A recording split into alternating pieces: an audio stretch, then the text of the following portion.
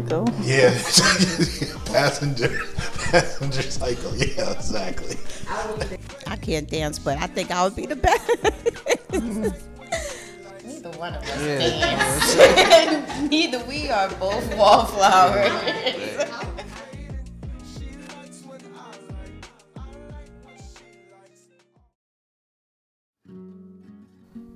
20 years. Coming up to 21. 2 years. 2 years married? Mm-hmm. September the 12th. We've been married 15 years.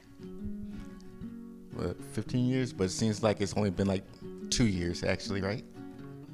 It goes by so fast.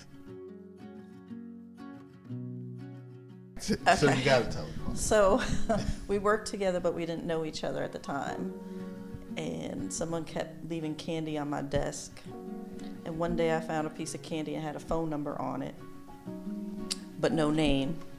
And then he approached me and said, well, no, you didn't approach me. You screamed across the office. Are you going to call me? And I said, I don't call guys. And I screamed out my number to you, and then you called me later that night.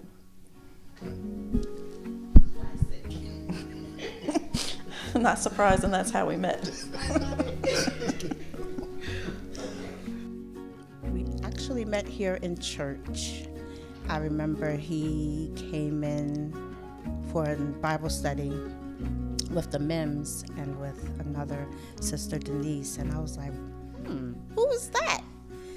And I had my eye on him ever since. I think it was the, at the time I was still in the military, so I think it was the uniform that she was most attracted to, but... We met through his sister. His sister and I worked together, and I was talking about being single, and she said she had a brother, and went from there. So she said she had a brother. I said, okay. She showed me a picture of him. Mm-hmm. This is the part he wants everybody to hear. The picture was him standing next to a car, and I said, he's short. I don't know about this. And she basically was like, give him a try. He's a really nice guy or whatever. So we exchanged numbers then, and he turned out to be a really nice guy. So Fell in love at first sight. first sight. She fell in love first sight. Yeah, right.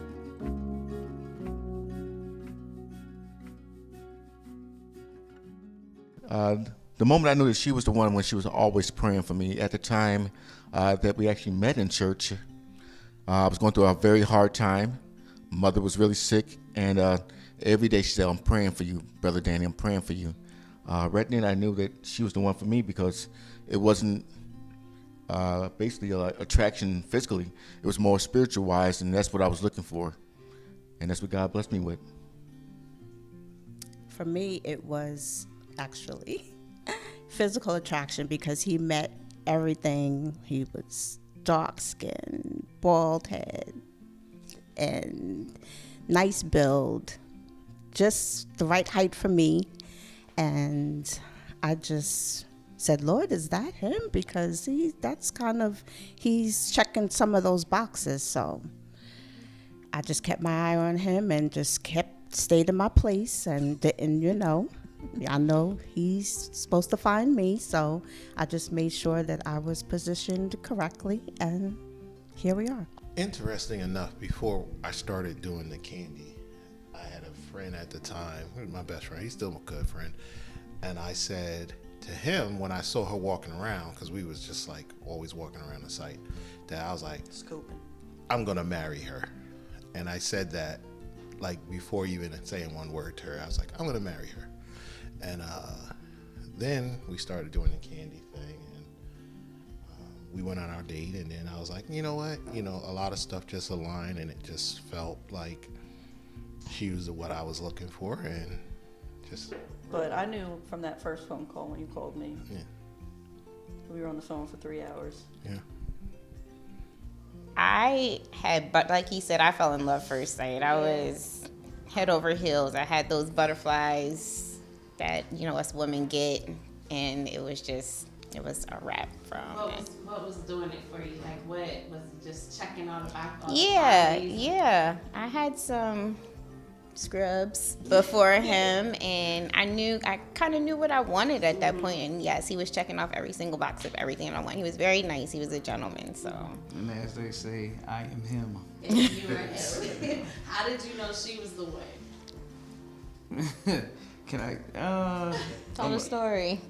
Well, my mom said she wasn't a hussy. Mama smell. Yeah, so Okay. nah, she was sweet. She was different from everybody else, so pretty much that's what I was looking for.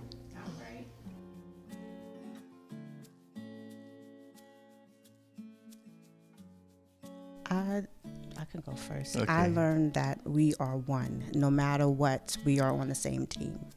And if he's going through, I'm going through. And we are a team. It's not him against me. We are always in whatever fight or battle situation or circumstance together.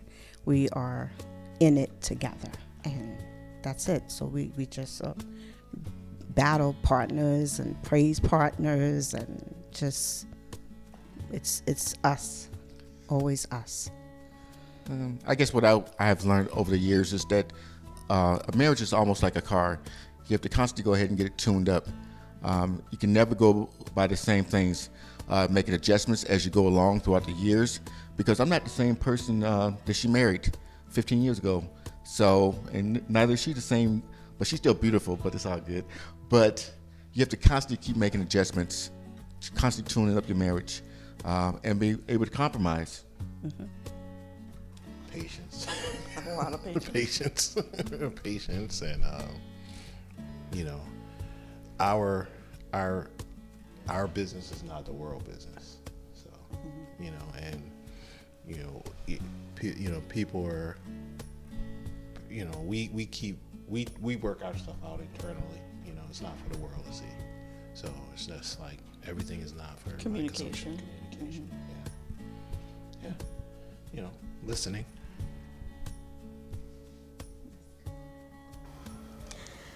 I've learned to have patience and understanding.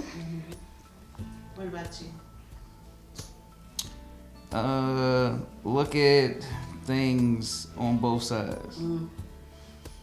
Like try to see, not just to see how you view things, see how they view things. So try to come in a common ground on things. So. Yes.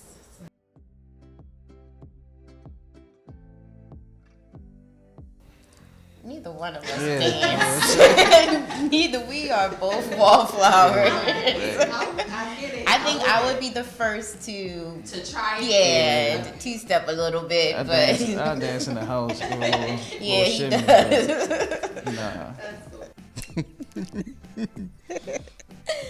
Me, I can't dance, but I think I would be the best. Me.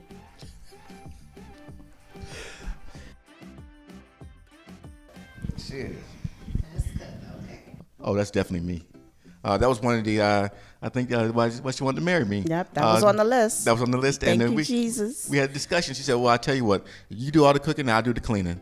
And I said, okay. And it works out perfectly. Him. He is Oh, what you mean?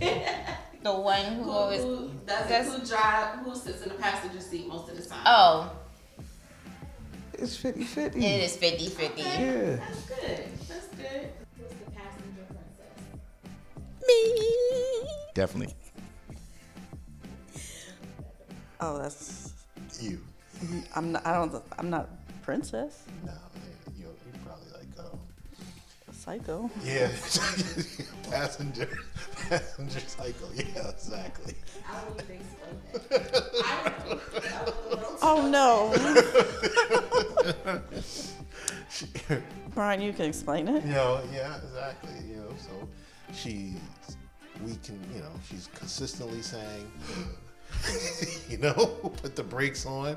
The car could be like 5 cars ahead, and she sees brake lights, and she's stepping on brakes that's not there. And like, I'll give you a prime example. We were driving to we were driving to Atlanta, to take the kids home back to Columbus, and she was half and half asleep. And she's driving, we driving. All of a sudden, she kind of must have came to and almost grabbed the steering wheel because she thought it was an 18-wheeler coming across the lane when it was just the lights reflecting on the street. So needless to say, she's the passenger psycho in this relationship.